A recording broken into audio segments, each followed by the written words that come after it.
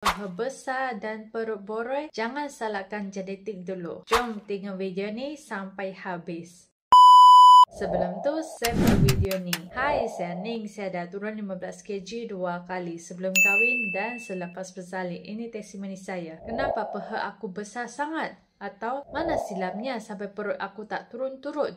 Ning selalu dengar keluhan ini. Tapi tahu tak, kebanyakan orang sebenarnya sibuk salahkan benda yang salah. Yang pertama, diet melampau tak menyelesaikan masalah. Contohnya, skip makan atau minum jus je bertahan sampai petang. Itu bukan jalan penyelesaian, tapi resepi untuk musnahkan badan perlahan-lahan. Yang kedua, senaman yang salah, ya salah. Korang stres nak buat 100 squat setiap hari sebab nak kecilkan paha, atau berhabis sejam sehari jogging sebab nak bakar lemak perut. Pergerakan betul pun belum tentu ada. Penat tapi hasil tak seberapa. Yang ketiga, aku memang ada genetik paha besar. Betul ke? Jangan selindung di sebalik genetik. Sebenarnya hormon, gaya hidup dan cara pemakan korang lebih banyak mempengaruhi bentuk badan. Ning bukan sekadar bercakap kosong. Dengan lebih 7 tahun pengalaman membantu ratusan klien dari saiz XXL ke M. Ning dah lihat semuanya. Hormon tak seimbang, emosi makan atau rutin harian yang kelang kabut. Berboroi, paha besar ni semua boleh diubah. So Ning mencari 10 wanita yang Ning nak guide secara apa? Cara pemakan sihat, boleh ubah gaya hidup yang lebih sihat, boleh makan 5 kali sehari tanpa seksa bersenam, boleh turun 3